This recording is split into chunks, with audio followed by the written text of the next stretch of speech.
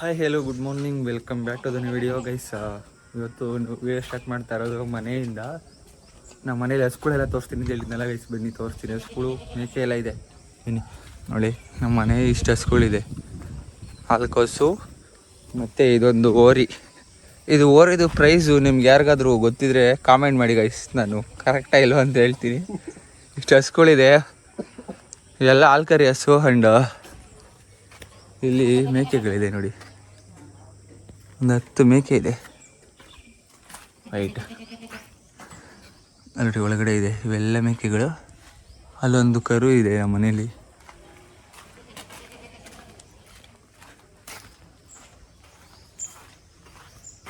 ನೋಡಿ,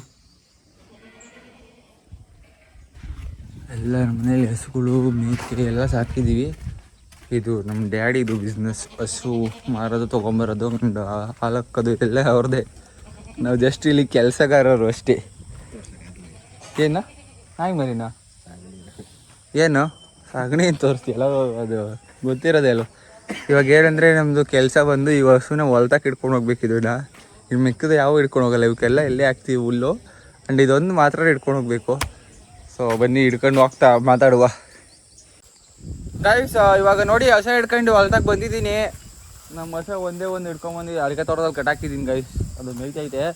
ನಾನು ನಿಮಗೆ ತೋರಿಸಿರಲಿಲ್ಲ, ಇದು ಇನ್ನೊಂದು ಹೊಲ, ಅದು ಬೇರೆ ಇದು ಬೇರೆ, ಇದು ನಮ್ಮದೇ. ಸೊ ಇಲ್ಲಿ ನಾವು ಅಡಿಕೆ ಗಿಡ ಹಾಕಿದ್ದೀವಿ 2 ಎಕರೆಗೆ. 2 ಎಕರೆ ಬರುತ್ತಲ್ವೇನೋ, 2 ಎಕರೆಗೆ ಹಾಕಿದ್ದೀವಿ. ಇದು ಗೈಸ್ ನೋಡ್ಬೋದು ನೀವು. ಇದನ್ನು ಕೇಳ್ಬೋದು ಎಷ್ಟು ದಿವಸ ಆಯಿತು ಹಾಕಿ ಅಂತ. ಇದು ಬಂದು 4 ಇಯರ್ಸು. ಈ ಮಳೆಗಾಲ ಬಂದರೆ 5 ಇಯರ್ಸ್ ಕಂಪ್ಲೀಟ್ ಆಗುತ್ತೆ. ಆಲ್ರೆಡಿ ಕಾಯಿ ಬಿಟ್ಟಿದೆ, ಎಲ್ಲ ಮರದಲ್ಲಿ ಬಿಟ್ಟಿಲ್ಲ, ಸ್ವಲ್ಪ ಸ್ವಲ್ಪ ಮರದಲ್ಲಿ ಬಿಟ್ಟಿದ್ದೇವೆ. ನೋಡ್ಬೋದು, ಚೆನ್ನಾಗಿ ಮೇಂಟೈನ್ ಮಾಡಿದ್ದೀವಿ. ಸೊ ಅದಕ್ಕೆ ಚೆನ್ನಾಗಿ ಬಂದಿದೆ, ಪರವಾಗಿಲ್ಲ ಅಡಿಕೆ ಗಿಡ. ಸೊ ನಾವು ಇದನ್ನು ಹಾಕಿರೋದು 8 ಫೀಟ್ಗೆ 2 ತುಂಡ ಕೆಳಗಿಂದ. ಆ್ಯಂಡ್ ಮಧ್ಯದಲ್ಲಿ ಒಂದೊಂದು ತೆಂಗಿನ ಸಸಿ ಕೂಡ ಹಾಕಿದ್ದೀವಿ. ಇವಾಗ ಒಂದು 30 ಗಿಡ ಹಾಕಿದ್ದೀವಿ. ಆ್ಯಂಡ್ ಇದು ಮೇಲುಗಡೆದೆಲ್ಲ ಏನೋ 6 ಫೀಟ್ಗೆ 68, ಅಡ್ಡ 6, ಉದ್ದ 8. ಇದನ್ನೆಲ್ಲ ನೋಡ್ಬೋದು.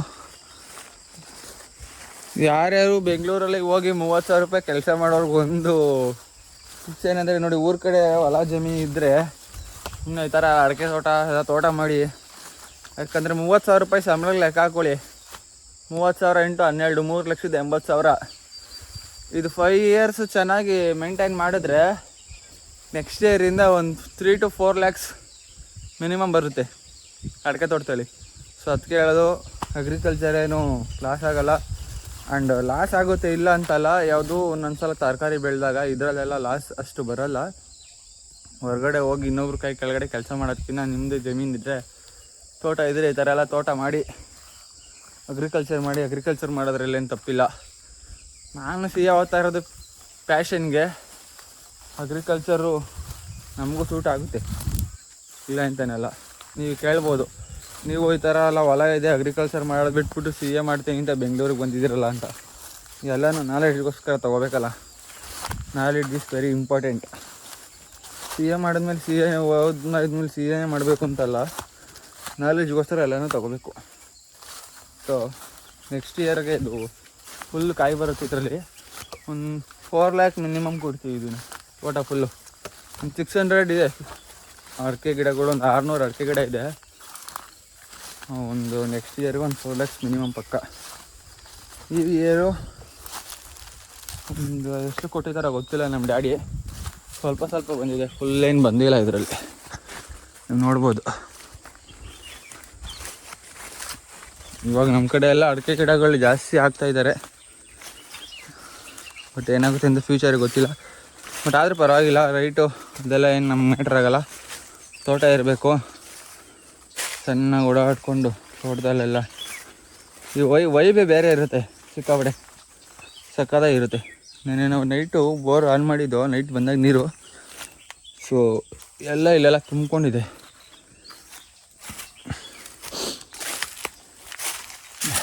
ಇದಕ್ಕೆ ಇನ್ನೂ 1 or 2 years ಹೋದ್ಮೇಲೆ ನಾವು ಮಧ್ಯದಲ್ಲೆಲ್ಲ ಇಲ್ಲೆಲ್ಲ ಏಲಕ್ಕಿ ಹಾಕ್ಬೇಕು ಅಂದ್ಕೊಂಡಿದ್ದೀನಿ.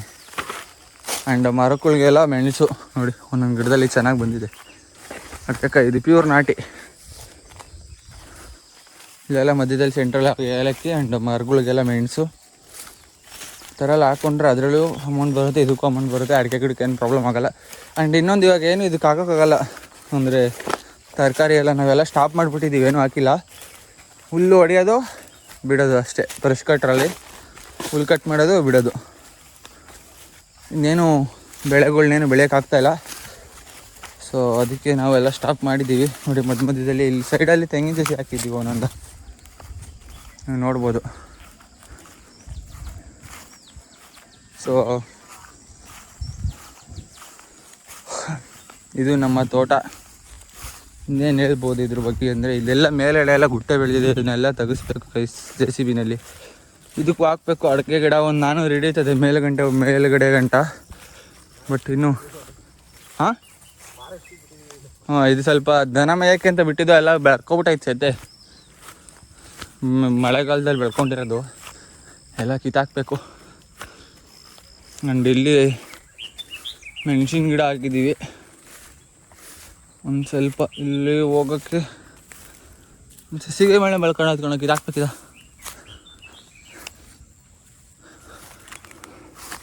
ನೋಡಿ ಇಲ್ಲಿ ಮೆಣಸಿನ ಗಿಡ ಆ್ಯಂಡ್ ತೊಗರಿ ಗಿಡ ಎರಡು ಮಿಕ್ಸಲ್ಲಿ. ಹೆಂಗಂದರೆ ನೋಡಿ ಮೆಣಸಿನ ಗಿಡ ಆಲ್ರೆಡಿ ಒಂದು 4-5 ಸಲ ಕಿತ್ತಿದ್ದೀವಿ, ಒಂದು 4-5 ಬ್ಯಾಚು.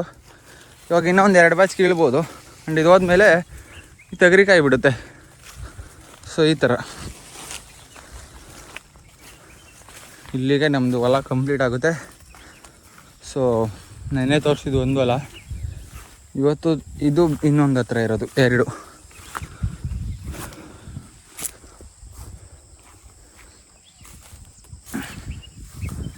ನಾವು ಅಗ್ರಿಕಲ್ಚರ್ ಮಾಡೋದು ಈ ಥರ.